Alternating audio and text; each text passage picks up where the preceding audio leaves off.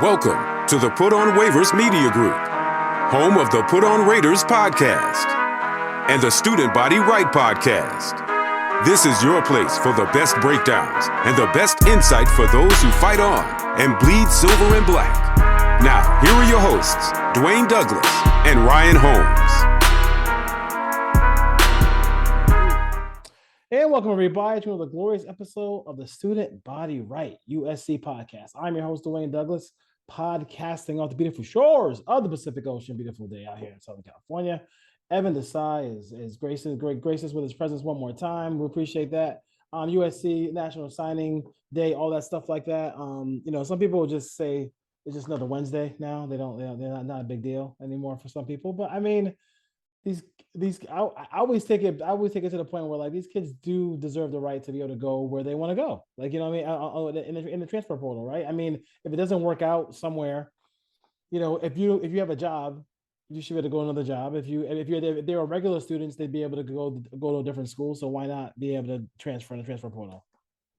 No, I mean, I agree with that for sure. And, it's kind of made things a little bit more fun as far as the post-signing day stuff, with getting a couple more months of roster building and, seeing seeing who leaves is fun, honestly, thinking about how they would kind of fit in other schools and maybe keeping tabs on how they do when the season starts. And then obviously who's coming in is a big deal, especially if you're with a team like last year where USC was bringing a new head coach. That was a lot of fun seeing who Lincoln Riley could bring in. And, seeing nowadays who guys like Deion Sanders can bring in. And so, I like the transfer portal. I think that, they have their opportunities. They should have one opportunity at least, to be able to jump schools like anybody else does. Walker Lyons kind of surprised everybody, especially because he is. I mean, I think Utah was in there. I think Georgia was in there, right? So all these other people thought that Walker Lyons was going to go there, but chose USC. And I think that I think this offseason has been a one in which they said USC couldn't get offensive linemen. They got offensive linemen. They got a huge offensive lineman. And they also, where's a tight end? He's on a Mormon mission, I believe, so he won't be there for a year.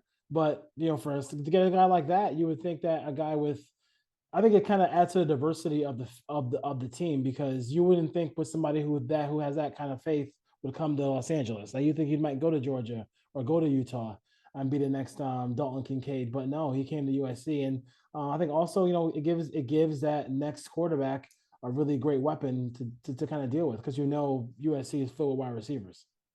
Yeah, no question. I mean, there's no question about the kind of receivers that USC constantly has lining up, and there is a question, however, when it comes to the tight end position. This year, as far as tight end goes, there's a lot of wishful thinking. It's like, oh, well, Malcolm Epps is really talented. Maybe he'll really play well. No. Or, Josh Fowler, really talented in high school. Now he's healthy. Can he play well? And Jude Wolf got hurt. And it's like, oh, well, you lost Eric Kromenhoek, but then you have Lake McCree. Maybe he can kind of build off what he did at the end of the season in 2021. But the reality is they didn't really have anybody steady, reliable that you could count on. And that really showed during the season. Now, I know they had a lot of other receivers to throw the ball to, but again, that's always going to be the case. Lincoln Riley's worked really well with tight ends before with Mark Andrews, who he basically used as both a receiver and tight end. Yeah. That's what he's capable of. And, I can't wait to see. I know he's not going to be, playing next year due to the mission and everything. But I also think that it goes to show that if USC can pry a tight end from, you mentioned some of the other schools he was considering, but he was supposed to go to Stanford too. It was like a bunch of programs coming after him. And Stanford was the one where the crystal balls were going to. And it's like, if USC, despite them not having a lot of production out of the tight end position at all this year, can get a guy from a bunch of tight end schools, I think that foreshadows maybe they can get a good tight end in the portal. Maybe they can even potentially bring in Deuce Robinson. Like, you never know. I assume this is more of a statement than anything. It's a good statement to make. Yeah, and I think too you mentioned that. You mentioned the name on the wall that everybody's trying to say is, hey, you know what? Deuce, if they can get Deuce Robinson to come as well, that would be, the two tight ends would be sick in year two of that. And both of those guys are just matchup nightmares as well too. And I think when you have a good tight end in the NFL, have a good tight end in college football, it just makes it a little easier for the quarterback in the red zone. I think that's the biggest thing. I mean, everybody's playing this 3-3-5. So when you get to the red zone, it's just there's these small areas are filled with players. So on third and long, and in that inside the 20, do you have a weapon that can get open? And people like Walker Lyons and Deuce Robinson can definitely get open as that goes. So like my friends, my USC friends texted me. He left USC to go for a pair of sneakers. Roderick Pleasant goes to the Zeros, I guess, or goes to Oregon. He wasn't. I mean, here's my thing. Like when USC doesn't get a guy, I think a lot of USC podcasts and USC. Well, I hear a lot of the chatter, and they'll say, "Oh, but he wasn't going to play anyway." It don't really matter. It's where he went to school. That school's been kind of a staple for USC. With track and everything, like the track background that he has as well. It kind of to me is more of a statement that we're back, get out of California, everybody else, more so than him going to Oregon, right? No, yeah, I think so too. And it's just tough because like you look at this defensive back room, you see a lot of talent, but the problem is there was a lot of talent last year too in the cornerback room. And other than, I mean, obviously Blackman was outstanding, and other than Damani Jackson when he was on the field, because he played well when he was on the field, but didn't get a lot of production from the Sire Wrights, the Anthony Beavers, those kinds of players, the Marion Gordons, those kinds of defensive backs that you really want to see make that jump. And then you're just thinking about you missed on some guys in the portal, as far as defensive backs goes in the early stages of the portal, and so you losing this one, like you said, it's tough because you have a lot of talent in the defensive back room. That is definitely true. But you still could use somebody else's. Like you said, it doesn't really matter that he's not going to play this next year, And then also what you mentioned with the statement, it's like, yeah, I mean, you can't lose both Mateo Youngaloe and Roger Pleasant to Oregon. You can't lose both to that one school. It's just you got to find a way to build that fence around California. And I know there's other factors that go into that, and I'm not going to complain that USC is going out of state to get other great prospects. They certainly have done that at times. I mean, their number one guy, Zachariah Branch, is from Nevada, but yeah. I just will say, it's you really shouldn't be losing both those defensive guys in the top 10 in this state to Oregon. Yeah, so I mean, that should have been something that didn't take place as well, but it is what it is. They're both going to Oregon. We'll see what happens there. And I'm not sure how true it is, but there was that tweet that said, yes, USC got the last visit, but Roderick Pleasant didn't hear from Alex Grinch that last week. Like, I can't really imagine that being true. Like that can't be, because I can just hear a conversation and with a text thread between him and Lincoln Riley saying, "Hey, you talked to so-and-so today?" And him saying, "Oh no, I forgot." Like that can't be the case, right? Yeah, I at least hope so. I'll tell you that. I definitely hope it's not the case. Me too. I think the reality is there's probably a little bit of it probably isn't the case. He probably did reach out to him, but it was probably a situation where the other schools were a little bit more aggressive last minute because they knew USC was going to get that last visit. And, USC just kind of took the foot off the gas, which you really can't have. I mean, again, I just said, you can't miss out on both Pleasant and Mateo Youngaloe, but I think the reality is that wasn't, the only factor that came into play with that. I think NIL is definitely something that goes into that. I think that track, it could have came down to the fit that he saw with Oregon's track program versus USC's, and just the fact that they have, a defensive head coach. I think that could have played a role. It's just, obviously, I've been pretty critical of Alex Grinch on this show. I'm definitely not a fan of his. And I will say if there is something that happened with him basically ignoring Roderick Pleasant, that's a serious issue. And, that needs to be addressed. But, I think that just say that he just never talked to him for a week or whatever it was, I don't necessarily believe that to the fullest extent. Yeah, there's no – I can't see how that is. And I was talking to on another episode of my show to another guest, and they were talking about that 3-3-5. I mean, I can't really, it's the trend of college football, so I can't really kill people for it. A lot of teams are doing it, but I just feel like before we kind of jump into defensive line or defensive tackle here on this roster, it's just like when you look at it from an aggressive standpoint, how can you be aggressive if you're rushing three? Like if you're rushing three, like that quarterback, especially in this conference, they got eating a sandwich and complete the pass, and then it also negates, your best pass rusher, whoever that is. They can put two guys on him. So I don't know. I mean, I don't got a problem with him running that 3-3 if it was more blitzing and more some variation, some more four down linemen mixed in. We'll see if they actually do that. I think it's just tough because he does that speed D. He has this whole identity, the speed D, and with a 3-3-5, I unfortunately think that it kind of not encourages you, but it tempts you to drop, a Corey Foreman in coverage, which I know that you've been critical of, and a lot of people have, myself included, So it's just like, you want to be tough, you want to be physical, but doing it via 3-3-5 is, I just don't know if that's really how you gain physicality. Yeah. And I think it's interesting how, like, you'll see, like, some of the former NFL head coaches come back to be DCs, like, the one that comes to mind is Marvin Lewis, and he was doing the four-man front, and everyone was like at ASU, and they're just like, wait, why is he going four linemen up front? But it's like, that's how he did it when he won the Super Bowl with the Ravens as their DC, and, that's just kind of how they do it at the next level. So, it's tough. You just really got to hope that the nickel position is solidified, because it's really bad in 3-3-5 like last year when you can't have anyone to play nickel. Like, I like Max Williams a lot, but he's very small. Yeah. There weren't very many options. So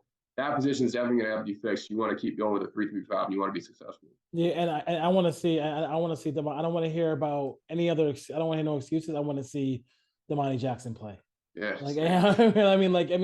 Put the best. I know they have this motto where they say, don't, if it's between you and another guy, don't make it 50-50. Make it 70-30. So our division, our situation is easier. But I mean, Rajon Davis could have helped the football team this year. And a linebacker, so it's crazy. It's crazy. Kind of go by position groups a little bit. We'll talk about defensive line right now.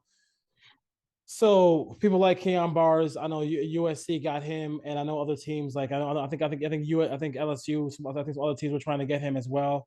Him and Tyrone Taleni Anthony Lucas, transfer as well. My question about Anthony Lucas is are they looking to have him come off the edge? Or is he going to be in the middle? Because he's a big boy, but some of these big boys like to play kind of like to play on the outside because they know the sack totals is what's going to get them paid, not stuffing and run. But they have, when you look at this defensive tackle, defensive line room, do they have enough people here to stuff the run? Because that's the thing that they really have to be able to do to force people to in the third and longs. Like they have to force third and long so they can go get the quarterback. But if it's 3rd and 2, 3rd and 1, it's a little easier to play offense. Oh, no question. That's actually one of the biggest things I'm going to be looking for in a few months when the spring game happens is, where do they put Anthony Lucas? Because I think you have to go with Jack Sullivan as your number one DN just because he has so much experience and he's played. And, he certainly has showcased some talent over at Purdue. And, unfortunately, just with Anthony Lucas, due to a number of different factors, like, A&M being stacked on the D-line due to his suspension and just due to him being young, he hasn't really had a ton of experience yet. So I don't think he'll have first dibs at that defensive end spot. So it's going to come down to if he wants to move inside, which he should do. But it's just like, a lot of, like you said, a lot of kids don't really want to, especially, at this level because they want to get like you said, the sack numbers. They want to, put the best highlights on film and things like that. And that's why it's valuable. You finally get a big guy like Keon Bars, who can play either nose or DT. And I would love to see Anthony Lucas play some defensive tackle. I think that he could be really good. I think a freak athlete like him can be good in a lot of different roles. But it's going to probably come down to him, how he feels about it. And, I think that if you really do want to get the most out of this defensive line, really want to kind of develop it, you're going to need another Thule or Leonard Williams type guy who can play different spots on the defensive line, who can play defensive end, who can play defensive tackle, nose tackle. Like those are the guys that I understand that maybe they could have had better numbers if they were only playing on the end. But, Leonard Williams had a really good NFL career. They're still talking about him. And Tuli Tuipulotu is definitely going to get drafted this year. There was a lot of noise about him. He led the country in sacks. Like, he was still able to get those numbers despite not only moving from defensive end to defensive tackle, but like you talked about, even dropping back in coverage as a Mike linebacker. So it's like versatility is really important. I hope Anthony Lucas does realize that, because that could really take his game to that next level. Yeah, I mean, that versatility will be huge. I just don't want to see any more defensive line. I know it worked the one time against UCLA, but I want to see I want to see Corey Foreman going downhill at the quarterback, not doing that stuff. But yeah, I mean, I'd be interested to see what happens there. And I obviously have somebody like Jamel Muhammad. I mean, they're gonna try to bring him off the edge as well. So we'll see what happens with him as well. So we'll see what happens there.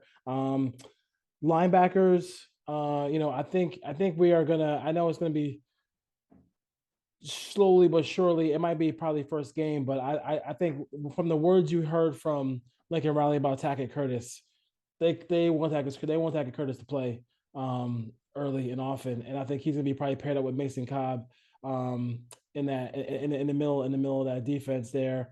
Everybody else is going to kind of get in line after that, but I think it does with Tackett Curtis, with Rajon Davis, Eric Gentry, and Shane Lee. And Shane Lee might be, no disrespect to Shane Lee, but he might be the worst linebacker of the three, as far as, especially in coverage.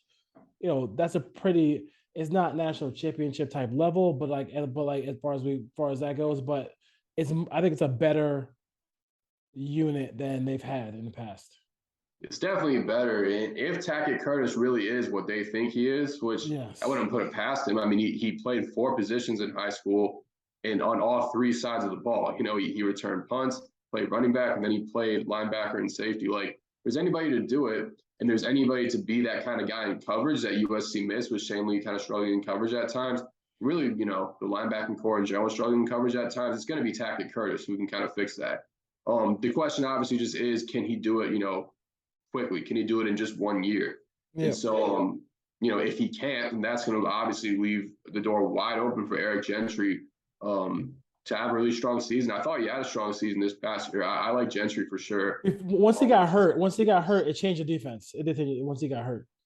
Oh, yeah, no question. And the thing that I liked about him was, like, in the Notre Dame game, he was still playing hurt, and he played pretty well. Mm-hmm. And even in the Pac-12 championship game, I know there are a lot of people saying, oh, well, he missed these tackles, but you also have to think about the tackles that he did make, because Mason Cobb actually missed a bunch of tackles last year. He did. But you have to look at how many he did make. Like, sometimes linebackers that are all over the field, they're not going to be in the best possible position to make a tackle every play. Yeah. So I think that having a guy like Cobb, having Gentry, get him, 7 months or whatever the offseason is to train in a college weight room, put weight on, I trust that he'll get there. That's obviously big. And then obviously, like you mentioned, other guys like Shane Lee and Rajon Davis too, being your depth is pretty strong.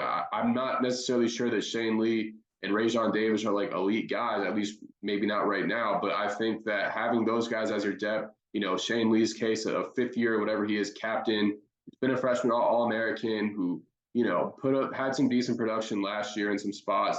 I think that's definitely a guy that you want in your linebacker room, especially because of the leadership aspect he brings. That's kind of an underrated aspect of what he brings to a team. And then Rajon Davis just being, a really good talent out of high school, high-end 4-star guy who, I think he's probably going to be playing with a lot of confidence coming into camp, because he played well that bowl game. Not very many other people did. Yeah. And I think that he played that game with a lot of confidence, despite, that being some of his only taste of action during the season.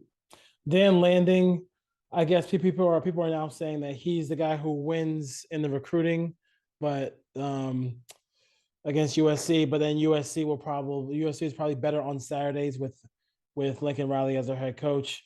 It could be fair. We'll see what happens. He had some questionable decisions in that game against Washington that kind of cost them later on last year. But is Oregon the biggest threat right now to I know we were far away from playing games, but do you feel like they're looking at their roster, looking at their situation? Do you think that this is the toughest toughest team to battle in the Pac-12 for USC in their last year? Tough to answer because I don't think that they're one of the two best teams in the Pac-12. I think USC and Washington are the two best teams in the Pac-12 because I just think that they made so much progress coming off of 4-8 seasons. And I just, them having their quarterbacks return, just building momentum in general, I think it's just going to be really big for them. And I think they both have really good seasons.